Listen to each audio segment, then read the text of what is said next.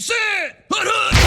Welcome to the Dynasty Nerds Fantasy Football Podcast, where we discuss Dynasty strategy, rankings, and all things NFL. So get ready to geek out on fantasy football with your host, Rich Dotson. And welcome to the Dynasty Nerds Fantasy Football Podcast. I am your host, Rich Dotson, here, my fellow nerd, Garrett Price. How's it going? Oh, it's going swell. We're still without our good friend, Matt O'Hara. Matt O'Hara is still sick back at home. I hope he feels better well and gets out from what he has going on there. So hopefully we'll see him here next week. But, we're here to cover NFL Week 1 from the Dynasty perspective because that's what we do.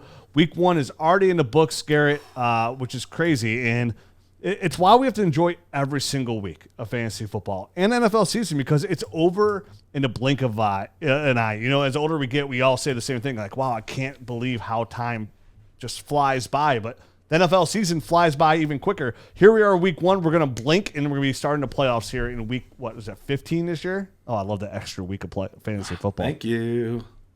So we got a lot to cover. We got some injuries to cover. We got some news to cover. We got some rookies to talk about. In the Nerd Herd episode, we changed that format as well for the Nerd Herd.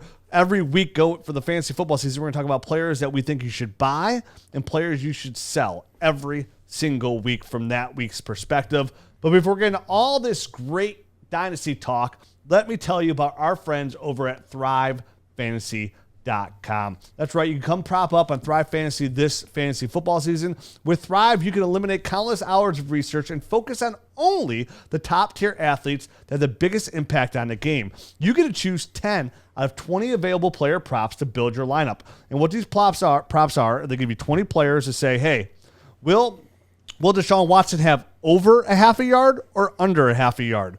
Will Raheem Mostert die in 1 minute or not die in 1 minute? Those aren't real props, but it comes down to, hey, will Nick Chubb have a touchdown? Will Lamar Jackson rush for over 60 yards or under 60 yards? And all these props come with point values. And you pick your 10 favorites. And at the end, whoever has the most points gets the most money. And when you hit the props and you rack up the most points to win a share of the prize pool, Thrive features right now over $100,000 guaranteed contest. And it costs $20 to enter. And first place brings home $20,000. This is a website that's given up tons of money, over millions of dollars in prize already. And right now you get on Thrive Fantasy and make your prop bets using that promo code NERDS. When you sign up today, and you're getting 100% instant first deposit match up to $100 with that promo code NERDS. So get out there. Download Thrive Fantasy on the App Store or Play Store by visiting their website, www.thrivefantasy.com. That's thrivefantasy.com. Sign up and prop up today. So, Garrett, as we always do, the start of these shows, as bad as it is, I know in the preseason we lost those 3 talented young running backs. Yeah. We got to talk about some injuries here to start out the show, which we do every week. I don't think there's ever been a week we're going, hey, look at this. Everybody's hunky-dory. Good for you guys eating your Wheaties out there, Nick Chubb crunchies. I hear you, but this could be a lot worse. We've had a lot of week 1s where right off the bat we're missing a ton of stars, and you mentioned it beforehand. We had those 3 guys go out early, so that definitely makes up for it. But week 1 stings a little for some players, but most of the main stars have stayed pretty safe. Yeah. I mean, we pretty much stubbed our toe. We didn't get bit by a dinosaur here, so. Let's look at some of these injuries. Jerry Jeudy has that high ankle sprain. They put him on IR, so he's going to be out for at least 3 weeks. Should be anywhere from 4 to 6 weeks for the high ankle sprain. Do you think this opens a buy window for Jerry Jeudy? Because Jerry Jeudy was kind of a really hot name this whole training camp lead up to the season. We loved him as a rookie coming out. We loved his route running. There's been some hype. He looked good in the preseason. Looked good before he got hurt even. Super talented route runner. Now it's going to open the door for maybe KJ Hamler. Maybe you have Tim Patrick on your roster, Cortland Sutton, who had a doo-doo game. But, when you have the ACL injury, you're coming back, you got to be cautious with those players because they always don't overly perform week 1. Would you use this window? Because Dynasty is always about a game of buy-in windows, right? Is this a buy-in window for Jerry Jeudy now that he's going to miss the next six weeks? Or do you wait till next week and let it settle down a little bit to buy Jerry Jeudy? I might wait a week or two so it's not as obvious that I'm attempting to buy low, but I'm definitely buying Jerry Jeudy. You mentioned it. at the beginning of the game, he looked really good. He only played for part of the game, but still hauled in 6 catches, over 60 yards. Watching some of his route running, I mean, he was putting on a clinic out there. Looks much more comfortable already in season 2, but it is going to be unfortunate that we're going to miss some time. And those high ankle sprains tend to linger a little bit. So we'll see how fresh he is when he comes back, or if he's a little rusty and there's a little bit of a hindrance still with that high ankle sprain. But long term, he looks good. If Teddy Bridgewater continues to play like he did this past week, he played very well, one of the highest QBRs in the league in week 1. It could be a nice matchup. So I am still buying Jerry Jeudy.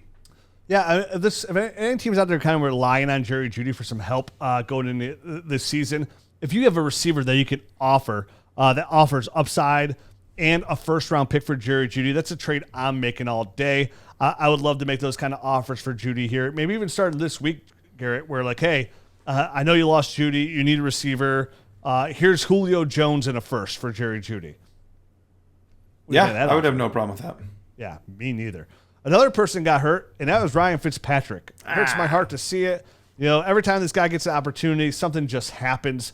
Now he has this hip subluxation, which has got to be something with the hip because it starts with the word hip. What subluxation means, I don't know. I'm not going to say it around my kids because they're too young for that kind of language, so I'm not going to use that language around them. He's on IR, brings in Taylor Heineke here. Heineke, Mr. Hanky, don't poo on me. What do you think of this situation here in Washington? Because there's a lot that's going on right now. They could trade for Deshaun Watson. They could bring in Cam Newton, who knows Ron Rivera pretty well because he's homeless right now when it comes to fantasy NFL jobs. Or do you think this is Heineke's job to come in here and just heavily target Logan Thomas and Terry McLaurin, who made an absolutely to me, that DeAndre Hopkins catch and that Terry McLaurin catch where he made on the sideline, where he had to spin around and come back to the ball and still get the ball in bounds, which was absolutely gorgeous, was a beautiful catch. What are you thinking about here in Washington in the QB situation, which is going to affect Superflex leagues? Yeah, it's definitely unfortunate. This was a situation that we thought was going to be this high-flying offense. We knew Ryan Fitzpatrick loves to sling the ball down the field, get a bunch of players involved, but unfortunately, at this point, it doesn't look like that's going to happen anytime soon. Heineke is not going to be a guy that's going to make a ton of big throws down the field, but he is pretty accurate. And we saw at the beginning of the game, Logan Thomas really wasn't involved as much as we would have expected. Obviously, super small sample size. But basically, all of his action, his 3 catches for 30 yards and a touchdown, all came while Tyler Heineke was in there. And so I think that's what we need to look for, is maybe Thomas being what we expected, or maybe even slightly better. But I do worry about some of the down the field threats, guys like Diami Brown, and maybe even to some extent some of the big plays for Terry McLaurin. But he's so talented, he's going to figure out how to win other ways. It just might not be as many big long passes down the field. Well, Heidi-ho, Mr. Heineke. Raheem Mostert can't go 5 seconds without getting hurt. Already out for the season. I mean, bye. Raheem Mostert has branded himself as somebody that just super talented, super fast, but just can't last, a couple games. And this time, he can't even last a couple quarters. He's out, knee injury, announced it today on his Twitter account, which is going to open the door. Obviously, Elijah Mitchell, we're going to talk about him, honestly, in both shows. We got a lot to talk about Elijah Mitchell. We won't dive into him as much today or on this show as we will the Nerd Herd episode. But, yeah, I mean, he comes in, has a fantastic game for the San Francisco 49ers. Obviously, Trey Sermon's not even active, but it just goes to show. I mean, we talked about this before. Like, if you're just given the opportunity in San Francisco, you're going to be a fantasy football relevant running back. It's kind of why I said in this offseason, I was like, why pay that price for Trey Sermon when you could pay this price for Elijah Mitchell?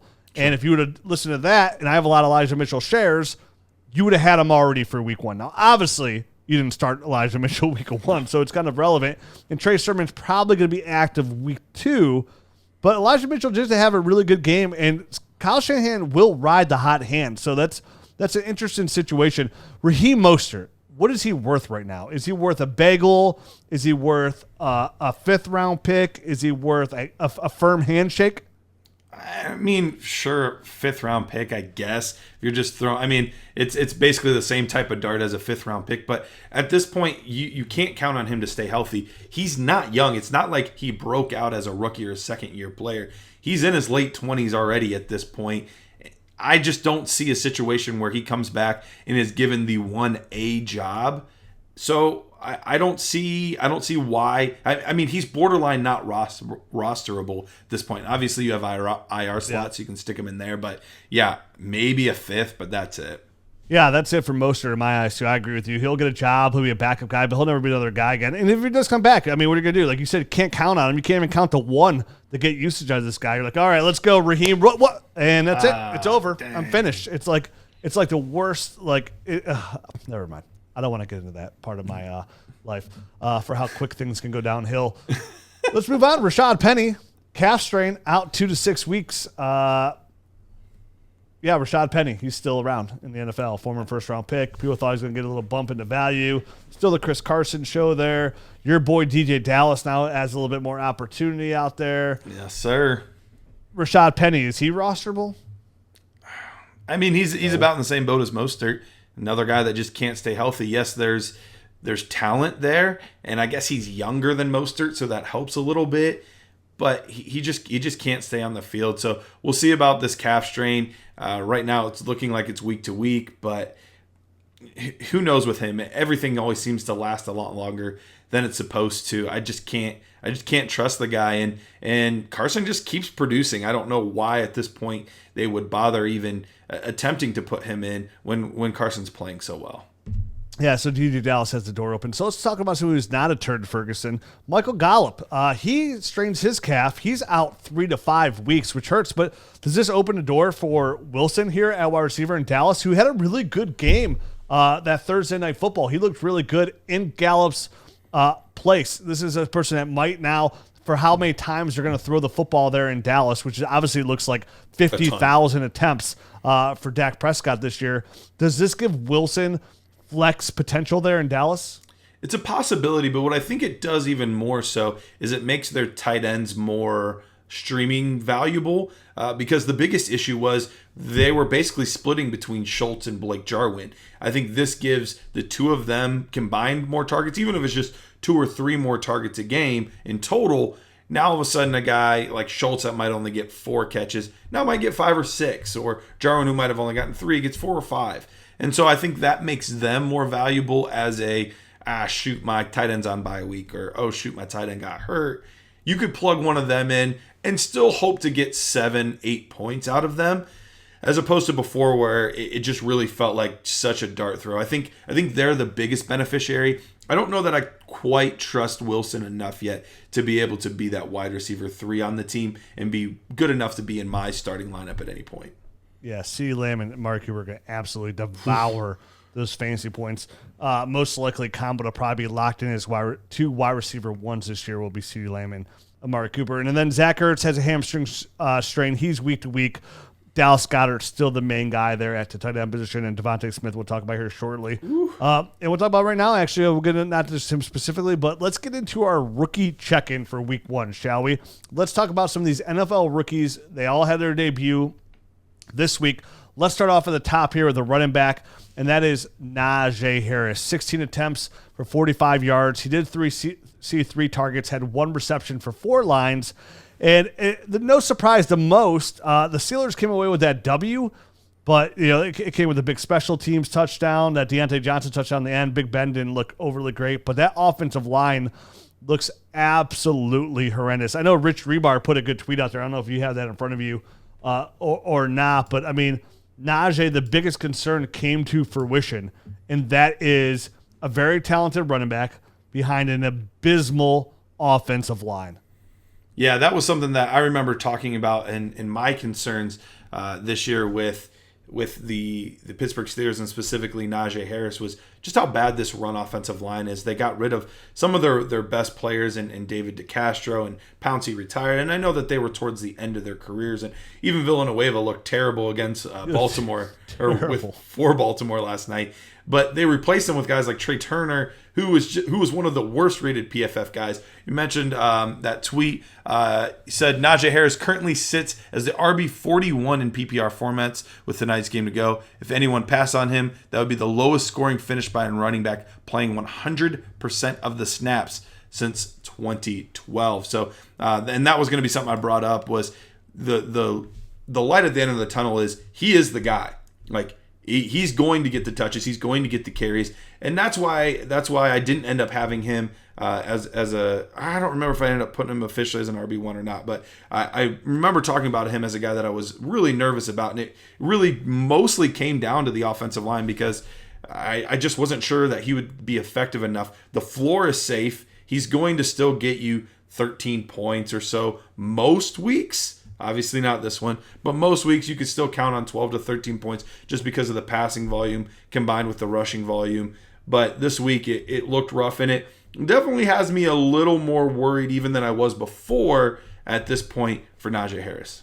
Well, the good thing is most offensive lines gel as the season goes along, and they do get a little bit better. I expect Najee's reception, passing games, and PPRs to go up, which should help him. But I'm with you. I still think we're going to see that 13-point games right around there on the floor, which, again, we saw Mike Davis was good enough. He averaged about 13.1 points a game last year, and that was good enough for running back 12 overall. And you mentioned that usage, that 100% snap total for a running back. Wild. Which is crazy. So look for the Steelers to ride Najee Harris, which is going to be the best thing you can ask for any running back, is a little consistency. Obviously, it didn't come up through week one, but Buffalo's got a good, solid defense there too. I think Najee Harris will be just fine this year and has a high chance to still finish as a running back one. One compliment real quick. One compliment I do want to give him. The beginning part of the game, he looked real tentative watching him play. He wasn't hitting those holes real hard, but as the game went on, as he got more comfortable, you could tell he was running stronger. He was running more powerful, more confident. So there could be part of that too, it's these guys' first games. We saw that for the first 8 games out of Jonathan Taylor last year. We saw this, we see this at times out of rookies too. So I don't want to blame it entirely on the offensive line. I think he was just tentative early and he got better as he went. That should probably help, just a little more experience under his belt as we get to weeks 3, 4, 5. I mean, he was hit behind the line of scrimmage a lot on almost every single run. It was, I mean, you could argue they're the worst offensive line in all of football. It's that bad. I mean, it looked that. The problem is it looked that bad in camp. It looked that bad in preseason, and it looked just as bad in week 1. So that is a situation that's not good for Ben Roethlisberger. It's not good for Najee Harris, and it has a chance that it could hurt these wide receivers, which we saw. None of them really had a huge game. Deontay Johnson, that game at the end, that touchdown at the end, but Pittsburgh, that's worrisome. The offensive line is that bad, where it's a huge worrisome when it comes to fantasy football production. I think if I have those receivers, I'm treading lightly and I'm selling Juju like we mentioned him before as a sell. Like, oh yeah, he's been a sell. If I could sell Juju still on that name take, say somebody had Jerry Jeudy, and I could swap. We mentioned him before. Can I swap Juju Smith-Schuster for Jerry Jeudy straight up? No, I don't want to do that. Hey, what if I give you Juju Smith-Schuster in a second for Jerry Jeudy? Like, I am actively trying to pawn off, and I think Jerry Jeudy is a great get right now. Sure. For a guy like Juju Smith-Schuster. I think he has the cachet and name, and the fact that he finished wide receiver 16 overall last year, I think that's enough that could possibly get that deal done, or it's workable unless you're just a huge Juju hater, kind of like I am, which is, sorry, Juju, I'll hit you up on my TikTok next time. Let's move on to Javonte Williams, running back for the Denver Broncos, 14 attempts, 45 yards. He's competed with Melvin Gordon. Melvin Gordon obviously had a much better game. Javonte saw 1 target, 1 reception for -4 yards. It's a pretty even split, but we look at Melvin Gordon had that big touchdown run for 70 yards, which was massive. I thought Melvin Gordon was going to get 60% of the shares. It was pretty even down the road, but Melvin Gordon showed with that veteran presence that he's still a factor here in fantasy football. Had over 20 fantasy football points. I know that big run, that's a big run, so that's a huge part of his points, but he still had the big run. What do you think about Javonte Williams? Are you excited about his usage so early, being a 50-50 split? Yeah, I was actually very encouraged. I know 45 yards is nothing to get too excited about. It's, a pretty meh effort overall, but the fact that, he had 14 attempts to to Melvin Gordon's 11. Melvin Gordon was used slightly more in the passing game, so overall it was pretty even. I didn't expect that to be the case. I thought, so you mentioned 60%. I thought it could even be as high as 70% in Melvin Gordon's favor early on, because I thought the first 5, 6, 7 weeks or so were going to be mostly Melvin Gordon as they transition. So the fact that it's this even of a split this early is very encouraging for me overall. So I'm excited about what I saw out of Javonte Williams. And similar to Najee, first few runs, he looked a little tentative. As the game went on, you could tell he got more comfortable, started ripping off some longer runs, some 8-yard runs, some 12-yard runs, things like that. So I got a little more excited as the game went on too, seeing him get more comfortable in the offense. Yeah, as all these young guys go, he's just going to boost his dynasty value here in the game. But I'm going to say this. I still expect it to be his timeshare all the way through. Like, I don't think at any point they bench Melvin Gordon. He's the backup running back.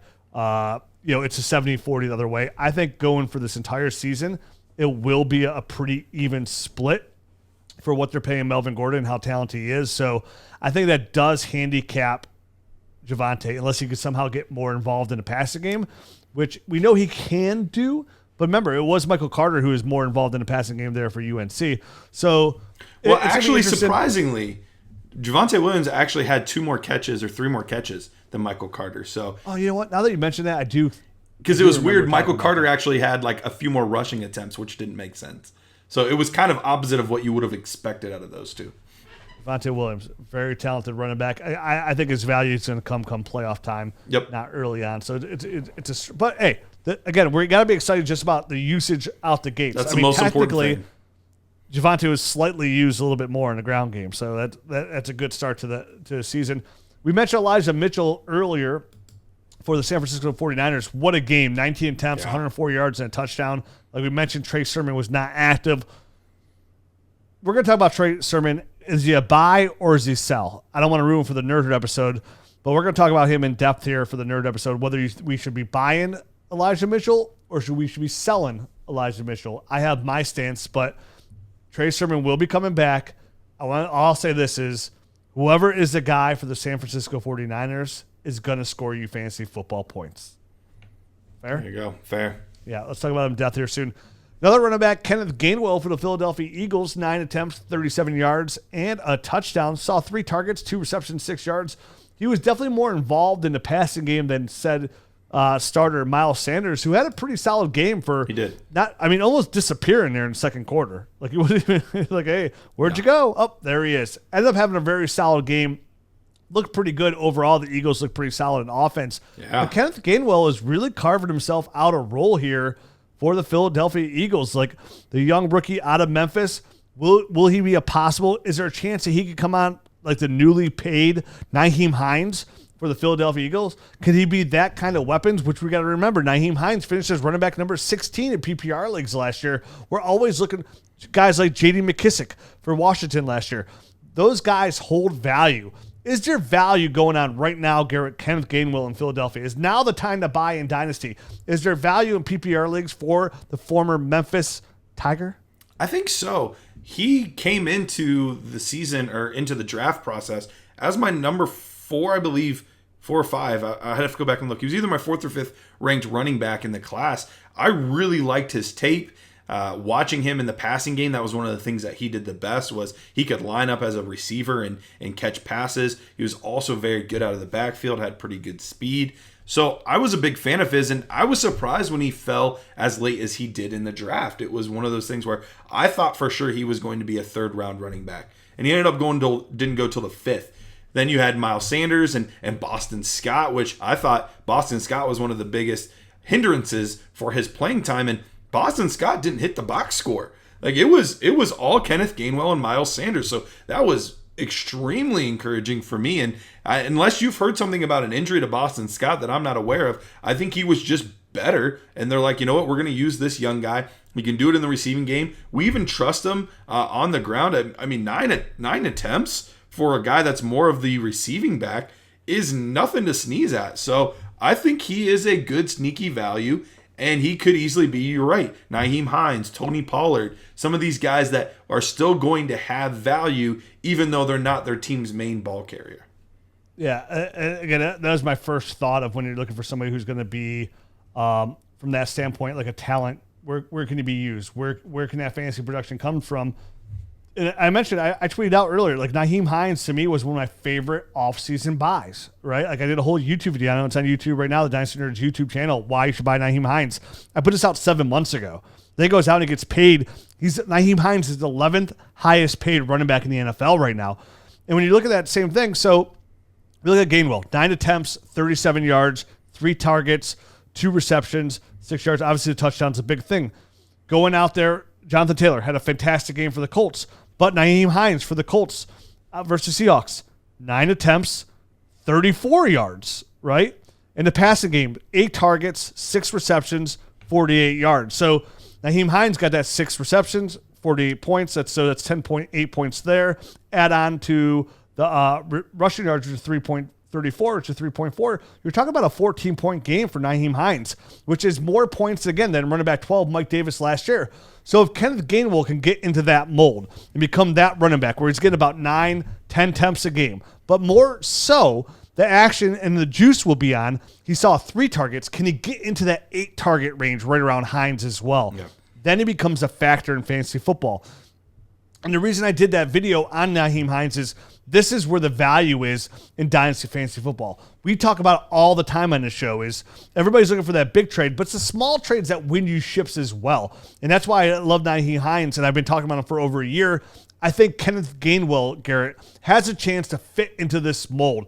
I think he's a fantastic Dynasty buy right now, and I would be more than happy to give up a 22-second for Kenneth Gainwell now, which – again, some might say, hey, that's an overpay. But when we're talking in 2023, you're like, wow, I can't believe you got Kenneth Gainwell for a second. Because right now, I think Nyheim Hines, before that contract extension, was easily worth a second. Now that he's getting paid, he has that long-term commitment from the Colts. Right.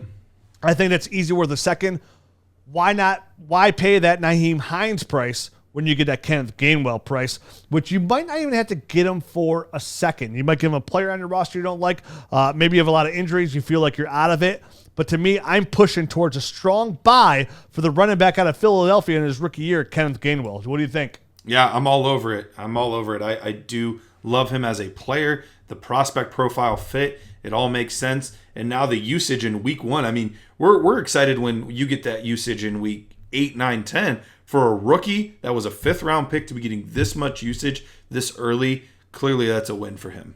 Yeah, I recommend to all the nerd herd out there, go out there and put some offers. Kenneth Gainwell, another rookie who was not a 5th-round pick, but the 5th overall pick, Jamar Chase. 7 targets, 5 receptions, 101 yards, 1 touchdown. Led the team in receptions, led the teams in yards. Now, obviously, T. Higgins got a little boo-boo there. But for a player that we're all talking about, that we were worried about, coming in the preseason, dropping everything, only had 1 reception the entire preseason, comes out and has an absolutely monster, fantastic first game with Joe Burrow. He had that sweet, huge, massive, was it 70 yards, that touchdown? Yeah, it was a massive play. I believe, which was the majority of his yards. Sure. But Jamar Chase looked really good. That report where Burrow was back, and as Burrow gets more confident and more healthy, and Chase gets more acclimated to the game, because remember, he hasn't played football in over a year as well. This could be an absolutely dynamic offense out there in Cincinnati when you throw Joe Mixon, Tyler Boyd, and T. Higgins into the mix. These are all massive dynasty assets. Jamar Chase, if there was ever a dip and you got in on it, looks like you looked out because Chase looked dynamic in Cincinnati. Yeah, he looked really good. We saw some of that route running that he had that was one of his a solid attribute of his. We saw him play pretty physical, go up, and that was one of the things that I thought was the best of from his tape was he had very much so a my ball mentality. I think we're going to start to see that more and more on display as the trust develops there. They're going to throw it to him even when maybe it's tighter coverage than some of the coverage he had this past week. He's going to even get more targets based on that. He's going to be a great player. This is a strong class. We always said the strength of this class is in its receivers, and I think that really showed already on week 1 for these rookies. Yeah, 3 dynamic showings from the 3 receivers, all finishing in top 26, actually. Jamar Chase, Devontae Smith, Jalen Waddle, all finished in the top 26 of fantasy football receivers week one of their rookie year. Speaking of Devontae Smith, 8 targets, 6 receptions, 71 yards, and a touchdown. Led the team in yards, tied the team for league lead in receptions. Devontae Smith looked absolutely beautiful out there in Philadelphia. My number one rookie receiver coming into this was outshone by Jamar Chase, but I am extremely excited for his future. We talked about Kenneth Gainwell as a buy. Devontae Smith was a lower. I'd say in a majority of the community's eyes, Devontae Smith was more of the 5th, 6th, 7th pick in your rookie draft, where we all three of us, you, Matt, and I, had him as our number one overall rookie receiver, which might open a small window. I was looking in the Dynasty, the trade finder on the Dynasty GM just before the show to see what he was really going for. And I saw some trades out there for him. I saw guys like, where's Devontae Smith, recent trades here. We saw Devontae Smith for a 23 first. I saw Devontae Smith for, I just lost these trades in the trade finder. That sucks. But nonetheless, I'm buying Devontae Smith already. I'm as sure as sure can be on Devontae Smith of how his game's going to translate to the NFL and what he'll produce as a receiver. I think he'll have years where he'll finish as a wide receiver 1, and I think he'll be a safe floor as a wide receiver 2 for the next 8 to 10 years, Garrett. I think this kid is locked in as Dynasty gold.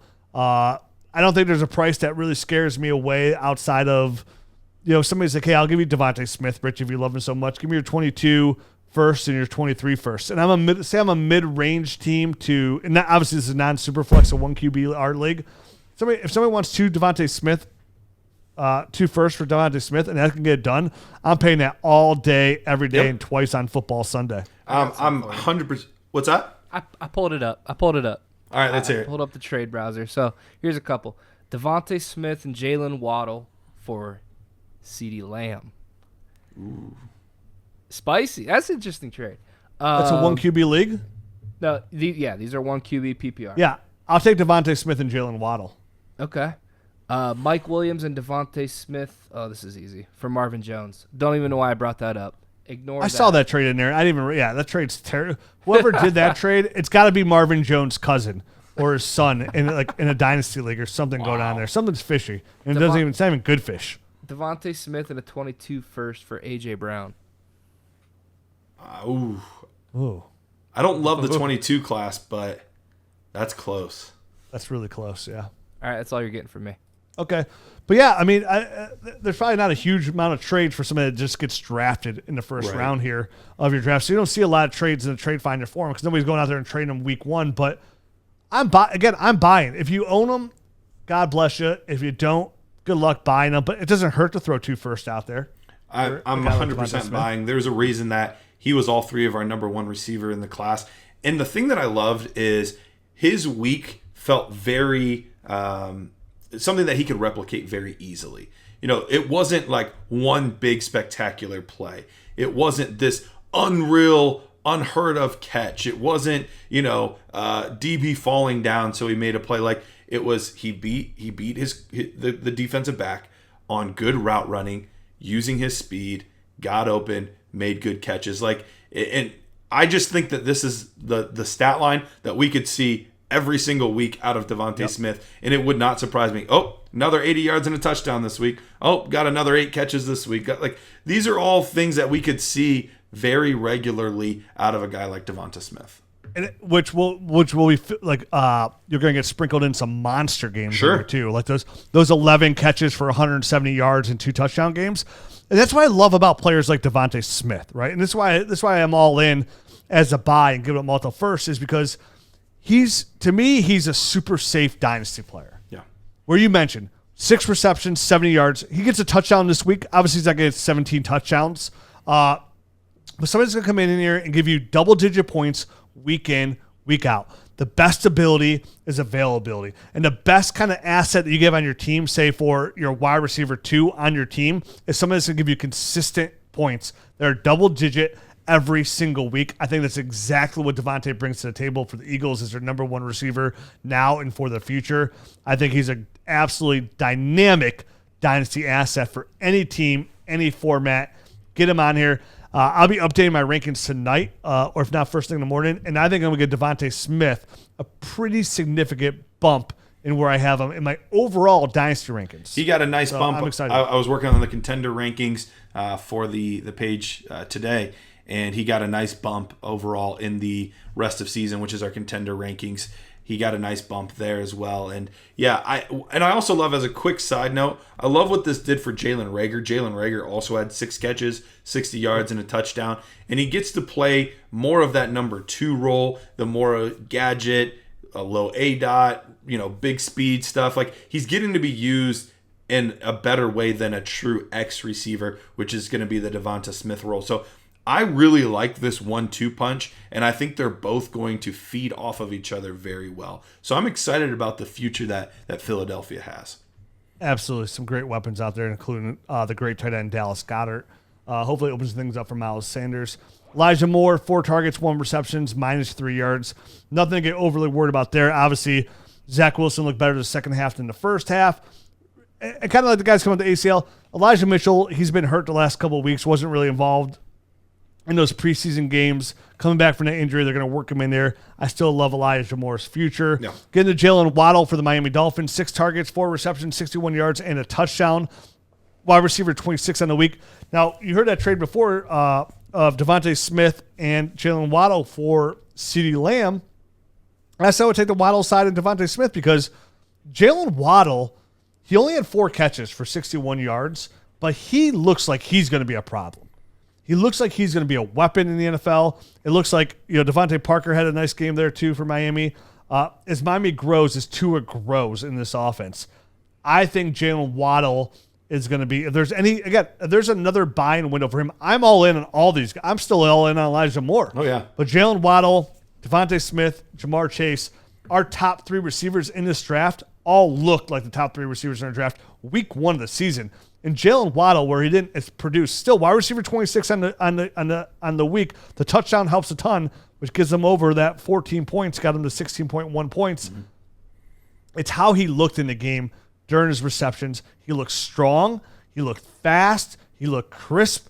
I cannot wait to see him grow, as he's somebody he's always a step away from breaking one off to the house. Yep. And he's that guy that's going to bring in kind of like Deshaun Jackson in his prime, right? Chris Johnson in his prime, where every other week, there's that 80-yard run. That's that 70-yard run for a touchdown. I think Jalen Waddle's touchdown floor will be higher than most receivers, purely based on his speed and how dynamic he is. I love Jalen Waddle this week, and I love him for the future. Yeah, Jalen Waddle looked really good. I think, that chemistry with Tua is still there, even though it's been a year since they've played together. He was looking for him early and often. Will Fuller did miss this game, so it'll be interesting to see what happens when Will Fuller's inserted back into the mix. But even then, I think Jalen Waddle is going to be the most heavily targeted player on this team long-term, maybe not this season, but long-term. He's the number 1 asset in this receiving core. So I'm all for Jalen Waddle. And even the next guy that we're going to talk about, Rondale Moore.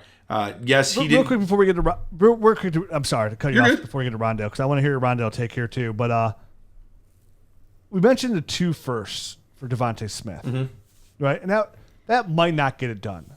I bet 2 firsts would get it done for Jalen Waddle. If you're a contender, I think it would too. If you're a contender, right? Like, say you finished in 10th place last year, 9th place last year. Right now, today, would you give up 2 firsts for Jalen Waddle? Because I would.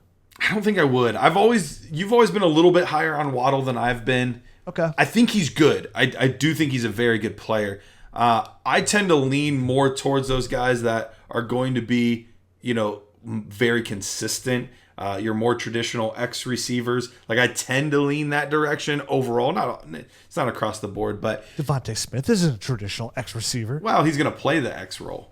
So he might not weigh as much as a traditional X receiver. Listen, but the X-Men's a very large group. There's room for everybody. There's definitely room for Jalen Waddle. Let me hear your take on Rondale Moore. Yeah, Rondale Moore, I was very pleasantly surprised to see how much he was involved week 1, because his snap share wasn't huge, but literally every time he was on the field, it looked like they were trying to get him the ball. In fact, it was on roughly 36% of his snaps that he was being targeted. So that was one of the highest in the league. When he was on the field, they wanted to get the ball in his hands. Already had 4 receptions for 68 yards on 5 targets. The one target that he didn't convert on was one in the end zone. So he could have also been part of this club with the 60-plus yards and a touchdown, joining the other guys. But I'm excited about how they're getting him involved. Obviously, it's going to be DeAndre Hopkins' offense for the foreseeable future. But this offense has been missing that slot receiver to make plays. We saw even Christian Kirk making plays out there. I'm not the biggest Kirk fan. He always has 2 games a year where he has a big game with multiple touchdowns, and then you don't see much for the rest of the season. I think Rondale Moore is going to be the number 2 in this offense, and they're going to figure out how to get him the ball in a variety of manners. And so I'm excited about his future for the Arizona Cardinals. 100% agree with you with everything you said there on Rondale. Same thing about Terrace Marshall for the Carolina Panthers. 6 targets, 3 receptions, 26 yards. Out-targeted Robbie Anderson, who they just paid that big that was extension surprising. to. So I remember somebody, when that extension went down, they're like, hey, does this change your stance on Terrace Marshall with this extension? I was like, absolutely not. The reason they'll get out from under that contract will be because of Terrace Marshall. And he showed he could be a force already week 1, seeing the 6 targets. Obviously, they didn't do much to it, but again, it's the target share. He out-targeted Robbie Anderson. Same with Kyle Pitts. He didn't have a big game. 8 targets, 4 receptions, 31 yards. The whole offense kind of just looked out there. But still, 8 targets, 4 receptions, 31 yards. 8 targets is a lot. 8 targets is a lot of targets. Yeah. Nothing to be worried about. Rich, you know a player that is just way too cheap on Prediction Strike right now? Mr. TJ Hawkinson. You can get a share of TJ Hawkinson for just $1.03. Wait, you shut your dirty mouth. I'm dead serious. $1.03 to get yourself some TJ Hawkinson. And that's exactly what you get to do over at PredictionStrike.com. It's basically a stock market for athletes. Buying TJ Hawkinson. Get TJ Hawkinson. You can go over there. You can buy, sell, hold stocks and shares of players just like that. Best of all, if you sign up with the promo code Dynasty, you receive a free share. So that you don't even have to worry about that $1.03. Or you're like, you know what? Since it's free, I'm going to try to get somebody that might be a little more costly that is going up. Maybe like Amari Cooper after this week, $9.09. That's an expensive stock, but hey, it's free, so I'm going to get it. That's what you can do over at PredictionStrike.com. Use that promo code Dynasty to receive a free share of a player with your first deposit of $20 or more over at PredictionStrike.com. Yeah, I'm literally buying TJ Hawkinson as we speak. Get all of him. I'm literally there's not a doubt in my mind I'm going to at least triple up my money. Well, not doubt in my mind. I truly don't understand how he's so inexpensive because Dalton Schultz is over $3. So if I can get I can get 3 TJ Hawkinsons for a Dalton Schultz, done and done. Yeah, I'm thinking about depositing more money here just so I can get more TJ Hawkinson shares. Yeah. Well, while you're at it, go get your boy Corey Davis too. He's only $1.56. I'll have to put my phone down. I'm gonna be depositing more money into this. I have all my wins from my bookie, so why not? Yeah, just head right on over there. All right, Garrett, why don't you lead us into our last segment of the show? Yeah, so we're gonna do something called Week 1 Hype or Right. So I'm gonna give you a statement about a player or a situation. You're telling me if that's too much hype for the Week 1 overhype. Or is that actually correct? Is that right? Is that what we're going to see moving forward? All right? All right. Let's go with the first one here. The Aaron Rodgers drama will cause the team to sputter moving forward. Is that too much hype? Or is that right? That's way too much hype. Way too much hype. He's getting hit in the junk out there, causing him throwing interceptions in the red zone, which, I understand. That's a painful situation to be in. It just everybody has a bad game. You know what I mean? I get the number one thing I'm not doing is overreacting to Week 1. I still want Aaron Rodgers. I still want Devontae Adams. I still want Robert Tonyan. I still want Aaron Jones. These are all high valuable dynasty assets on my team. I think this is just a week one hiccup. And, I'm not buying it. So you think he's back to MVP level next week? I don't believe he's going to win MVP this year. I think that's going to be Justin Herbert. But okay. we'll Baker see about that. Mayfield. Come on. I'm just kidding. It is going to be Baker Mayfield. I think he's going to be just fine. Okay. Honestly, he's just too good. All right, let's go to our next one here. Now, originally these were hot takes of mine simply just a week ago. These seem much less hot after the week one action. Dak is the QB1 overall, and both CD and Amari are wide receiver ones. Is that hype or is that right? Oh, that's just right. That's so right. It feels good. It's like, wow. It's like I believe in love at first sight. It's so right. That's a lot of ites going on here. That is. Obviously, Dak was on pace last year to throw the football for 7 million yards. This year he's on pace to throw for 8 million yards. Yeah. So, yeah, I mean, does anything look different to you where it says Dak does not look in line? If you had to pick one quarterback right now to be QB1 of the year, it's Dak easily. Amari Cooper, who when Dak played last year was a wide receiver one the entire time. He's done that consistently. CeeDee Lamb was a wide receiver one with Dak. And honestly, in that game, CeeDee Lamb had like 3 drop balls. And he still put up a good stat line. It was like 3 or 4 drop balls. So I'm 100% in on this. This offense looks like it's pedal to the metal with Kellen Moore calling plays. He was calling plays last year at this pace with Dak, and he's right out the gate doing the same exact thing. I think Dak will finish as QB1. I think Amari is going to finish as a top 4 fantasy receiver easily, and I think you'll see CeeDee Lamb right there at the back end of wide receiver ones too.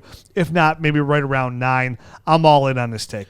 Awesome. No, I'm absolutely on board with this as well. And it is funny, even though it wasn't my hottest take, it's crazy to in 1 week for it to shift this much, because if there was a week you were going to give Dak Prescott and this offense a break, it was this week. It was his first game back after a terrible injury, and they're going up against the Super Bowl champs that won the Super Bowl mostly because of how good their defense was. They made Patrick Mahomes look very, very mortal in the Super Bowl.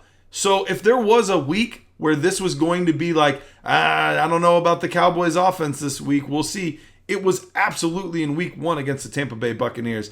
They came out guns blazing, and it's only going to get easier from here. So I'm all aboard Dak, CD, Amari. I even think better days are ahead for Ezekiel Elliott. I don't 100%. Yeah, I don't think that he's going to necessarily be a top 2 or 3 running back, but I still think he's going to be an RB1. He's going to get some opportunities on the goal line. He's going to catch more passes than he did this week. They just needed some extra help protecting Dak Prescott, and they knew the game plan was the Buccaneers are really strong right up the middle. Let's not run Ezekiel Elliott straight up the gut. Yeah, you nailed that right in the head, Gary. They needed help in pass protection there, and Zeke did it exemplary. Yep. Like, he did a very good job in pass protection. He actually got to the outside pretty well. Getting to the outside there. It's just that defensive line is very stout, and the linebacking core is very good as well. It's hard for any running back to come out there and produce. And Zeke did exactly what he was asked to do. And he always put his team in a position to win a game. So I like Zeke as well.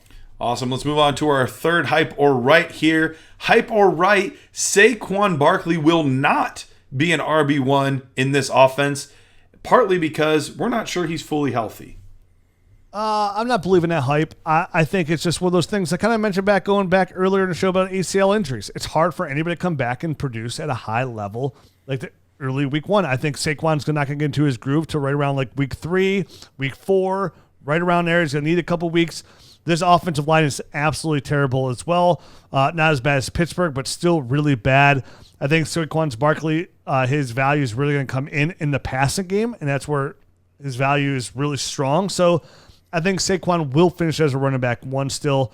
And I think he is healthy. He's just not at full go yet, which is kind of weird to say you're not full go. That means you're not 100% healthy. But I think when you have those ACL injuries and you're a skill position player, like, you need to get your footing down just a little bit. Doesn't mean you're not healthy. It just means you're not up to speed. Does that even make sense? No, that makes perfect sense.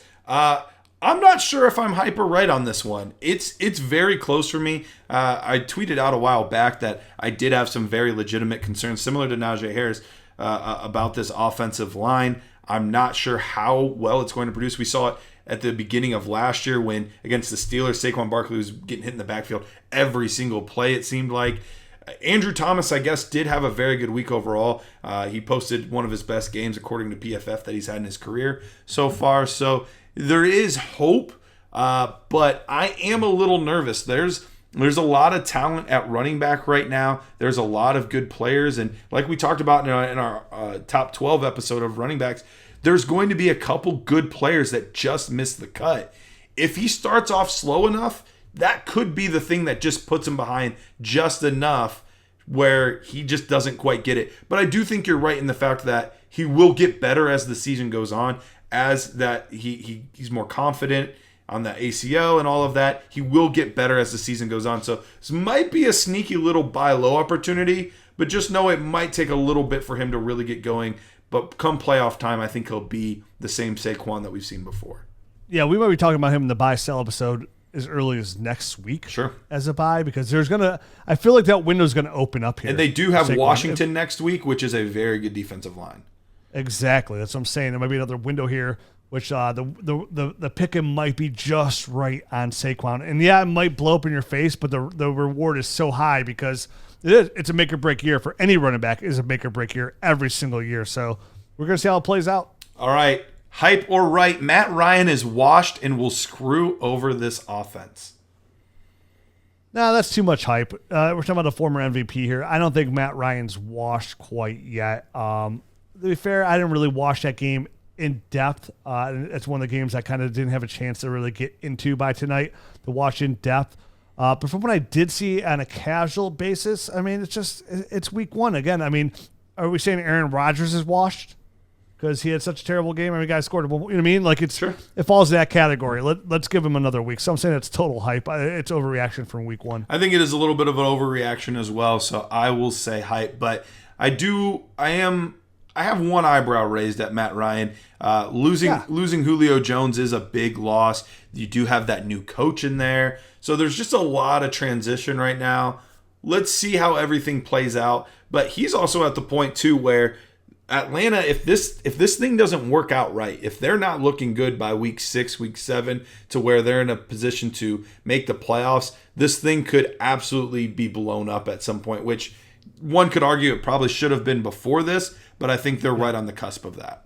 Yeah, I mean, let's see what Arthur Smith does. I mean, I'd be more concerned if you had this question here, like we're concerned about like Ryan Tannehill in this new offensive coordinator, who literally completely got away with, like, I thought he was over the same offense and did not run any play action almost at all, which is where Ryan Tannehill really dominated, and Ryan Tannehill struggled because of it. Obviously having Chandler Jones in your face, literally every single play hurts too. But yeah, okay, on to the next one. All right, number 5, hype or right, Joe Mixon will be a top 5 fantasy back this season. Yeah, lock that up is totally right. Woo! I'm all in on this Joe Mixon trade if he can stay healthy this year. That offensive line will get a little bit better as the season goes along. It did not play horrendous whatsoever this past week. We mentioned those 3 receivers already, and as Joe Burrow gets more comfortable, you're not going to be able to stack the backs for him. And the biggest reason where I'm so right on this, Garrett, is his usage in the passing game. As we predicted, he was out there running way more routes, about 20% more than his regular usage out there on the field. So his involvement, not only behind the backfield, running the ball between the tackles and outside the tackles, but his involvement in the passing game make him one of the most dynamic 3-down backs in the league. And that usage in the passing game will propel him to a top 5 season. Go ahead and lock him up if he stays healthy as a top 5 fantasy running back on this season. I'm loving it, and I'm loving where this dynasty value is going for all these Bengals. I'm with you. I wasn't sure if you were going to be with me on this one, so I'm glad to hear you are, because I'm saying right as well. I love what I'm seeing out of this offense. I thought this was another team that would start slow, and they did not at all. They came out looking good, and originally, I felt that they had no business being in this game with the Vikings. The Vikings were a borderline playoff team last year, and they had lost huge pieces of their defense all year.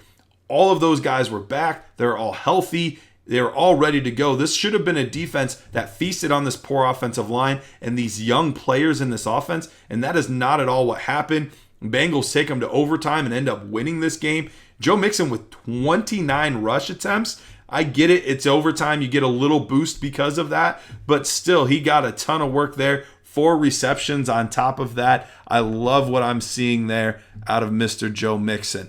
Yeah, Zach Taylor runs that up-tempo offense, so we're going to see a lot of that action going on, and I think it's only going to get better. I really do. I'm with you. All right, let's go to number 6 here. Jacksonville is far and away the worst team in football, and Urban won't last 2 years. Is that hype or right? I think it's half hype. I don't think they're far and away the worst team in football because they're still the Houston Texans. That they lost to. I know I know, and the Texans came out there. Tyrod looked really good, but as Trevor Lawrence, they still have Trevor Lawrence, and that alone makes them not the worse than the Houston Texans. I'm sorry, Sure. It just doesn't. As Trevor Lawrence gets better, he looked good his first game. Jacksonville will get better as well. They have DJ Shark, they got Laviska, they got James Robinson. I think Houston's the worst team in the NFL. Not far and away. So when you say far and away the worst team, that's where. If you said, hey, they're the worst team right now, they just lost to Houston, that's a fact, Sure. right? That's a fact right now. Will Urban last 2 years? He won't last 2 years.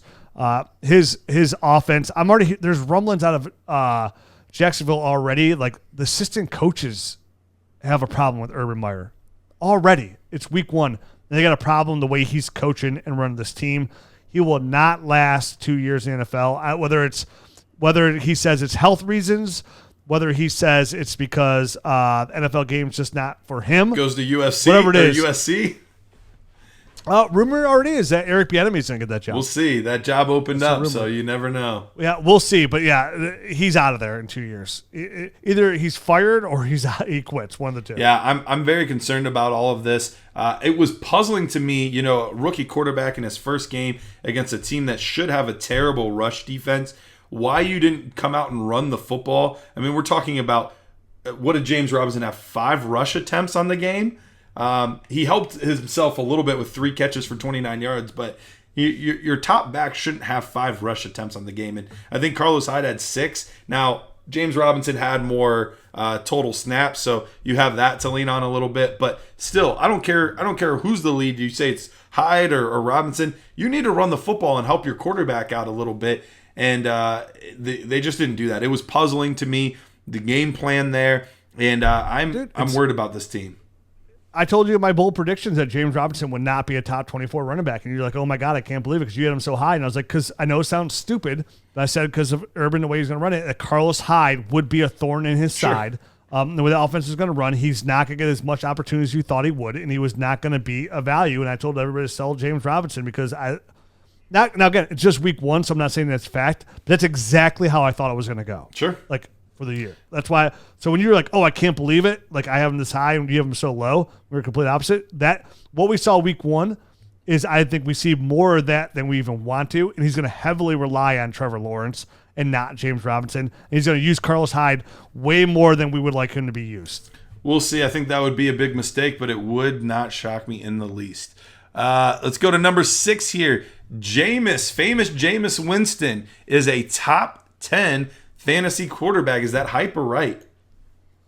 I'm telling you, I'm saying it's right because I've been saying now for weeks that Jameis Winston's a buy in Superflex. I had him higher than you guys in our quarterback episode. I think I mentioned in our bold predictions episode as well that because of Marcus Callaway being so high, even though Marcus Callaway didn't have a great game. Jameis looks like that lace. Here's the thing. Jameis is still young. Sean Payton's a guru. And Jameis Winston looked good in the preseason, and he looked absolutely fantastic in week 1. I think he's a great Superflex buy. I am buying Jameis Winston. I will say after the season's over, if not before the season's over, Jameis Winston will see at least a 3-year deal to stay in New Orleans. He's the quarterback of the future. Michael Thomas will be coming back at some point this season. I think the sky's the limit. I think Jameis Winston will finish as a top 10 fantasy football quarterback, and I am buying him in Superflex leagues. If I can get Jameis Winston for a first anywhere, I'm giving that over with the biggest, cheesiest, I just got you over and bent you over that table with no lube kind of grin on my face all day, every day. I love it, and I think Jameis Winston's here to stay in New Orleans. I'm going to say hype, but barely. Top 10's really difficult to do, and it is. And it was a weird game. The Packers just seem very disinterested in playing football. They have a good secondary. They do have a good secondary. Alexander's one of the best corners in football, but it was a weird game. He had 5 touchdowns, but he didn't cross like 150 yards, so it was like weird in that aspect too. I'm a believer in Jameis Winston. I just don't know about top 10. Hey, he's quarterback 4 right now. There you go. All right, number 8. David Montgomery is the same back as he was at the end of last season and will finish as a top 8 running back. Is that hype or is that right? I'm going to lean more right than hype because I think this is one of the biggest misses in all of Dynasty Fantasy Football from almost every single analyst out there. And honestly, I kind of felt this way in the offseason. I made a trade where I traded away David Montgomery in a couple firsts for Zeke and Justin Herbert. And when I was done, I was like, man, I wonder if I should just kept David Montgomery. And that's been sitting bad with me for literally about 5 months now or so. And I think we missed the boat on this. I think David Montgomery is one of those guys who's a very solid running back. Looked really good for the Bears this week again, kind of where he picked off again. Viable in the passing game, viable between the tackles. Tariq Cohen's hurt. I think top 8, that's a real hard mix to get into because obviously you have to stay healthy to do it like he did last year.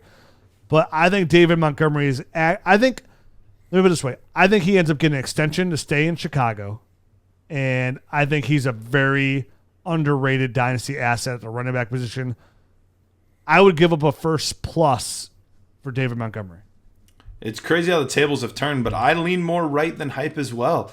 I think we saw a big shift in him towards the end of last season, and the biggest question was it because of the lack of talent on the fantasy defenses that he was going against, or was it because he had actually turned a corner? And the biggest things was he just looked so much more decisive.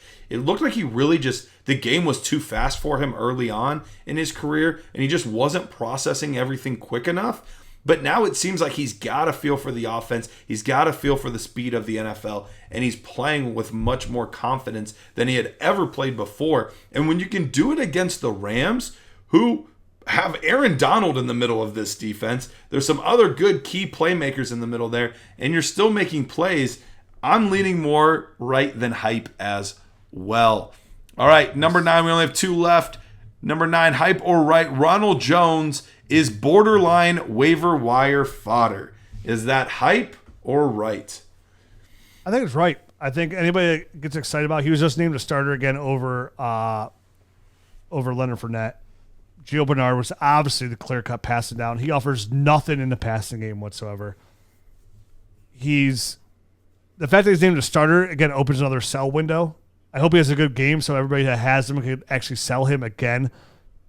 Waiver wire. To me, he is, I think it's right. To me, he's borderline waiver wire fodder because I'm doing everything I can to get him off my roster. Obviously, you're not cutting him, but I think he offers no fantasy value. Because what would you take in picks for him right now? I think you should be able to get a second for Ronald Jones. Would you take a third? I think you get a second for Ronald Jones, so no. But I feel pretty firm that you can get Ronald Jones this week for a second from somebody that needs running back help. If it came down to it, I could only get a third-round pick and he pushed out to 2023, then that's what I could do. I could take it. It's so weird because you need running back help, right. And he does offer that somewhat. Like he was just named a starter, right? Like, and he's going to have a couple games here and there. So a third, it feels like you're giving away for nothing, but a third's better than nothing at all. I would push hard for a second. I think if you wait after this week, because obviously he was benched because of that fumble, I think if you hold out after this week and get a second, I would push for a 23 second for Ronald Jones. If I had to take a third, I would take a third because I would not want Ronald Jones on my roster. I think he's a terrible asset. I've been saying it literally since he was drafted in the second round. I've been saying he's a terrible dynasty asset, and I still feel that way. I want nothing to do with him. I think if the second doesn't get it done, because I do think people are leery, maybe pull the old, all right, I'll give you my third and Ronald Jones to get your second. Maybe that'll make it happen. All right, last but not least, The Monday Night Hero, Brian Edwards. Hype or right? Brian Edwards right now today is a top 30 receiver. Hype or right? I really like Brian Edwards a lot. He looked really good at the end of the game. I was really confused about how they were using the receivers that almost the whole game. First three quarters, right? yeah. No Ruggs. Edwards didn't exist until the end of the game. Had a couple targets there. Even Renfro, but I still think he's wasn't getting targeted. Yeah, I mean, they target Darren Waller. I'm gonna say hype. I think he has the talent. It's just they're so weird. Gruden's so weird in Las Vegas. I don't know if he's gonna get the targets enough to be there. He has the talent. It's real borderline for me, Garrett. I think he's right there, but it's more, I think, if anything, for this year right now and going forward, I'd put him closer to like 36, 34. You know, like that low-end wide receiver 3 if it's there. If the touchdowns can go up, which, again, you have Darren Waller. That really just right now, the offense flows through them until I see something different. It's going to be hard just to be that wide receiver 36, 35, 34. So I'm going to say hype. Yeah. I love the guy, and I think it has a high chance to change. Yeah, I'm going to say top 30 receiver is hype for this season, but dynasty value, I think that's about right, is right around that top I could live 30. with that. So, all right, that wraps it up. All right, first show is in the books for week 1. We'll be back week 2. This is our format. If you like it, leave us a rating and review on iTunes. Haven't said that in a while. Shout out to Alex out there who said he loves the show, but there's too much Rich and gave us a 2-star review. Shout out to you, buddy. Nobody likes saying you love a show like leaving a two-star review. But if you like the show, don't be like Alex and leave a rating and review on iTunes. It really does help the show because that's what Larry mentioned, because those 5-star reviews keep you at the top of the fantasy charts. That's as simple as they are. That's why Apple has it. That's their algorithm, right? Like the more reviews you get, the higher they're going to push you up. So we appreciate all those reviews, ratings, reviews on iTunes. Make sure you subscribe to the site. Make sure you subscribe to the YouTube channel, which again, this video will be out on there. So much content on there. The Dynasty GM, all the tools we have to help dominate your Dynasty League. They're all found at dynastynerds.com, and they're all free to try. That's a great thing about it. If you ever have a question about what we're selling you, we give you an opportunity to test it out before you actually make that purchase. There's no trickery going on at dynastynerds.com. And just remember, with every new subscriber we get, it puts us in a new position to keep building onto those tools. We have so many things lined up in the hopper that we're going to bring out throughout this whole 2021 season and the off season. Here at dynastynerds.com, we will never be stagnant like our Dynasty teams. We're always moving forward, chasing that ship, and making sure that you, the Nerd Herd, also come away with that ship. That's the most important thing here. So we'll be back next week, talk about week 2. As always, I hope your entire team gets away healthy, and I hope we get Matt O'Hara back healthy next week as well, Gary. Fingers crossed. Adios.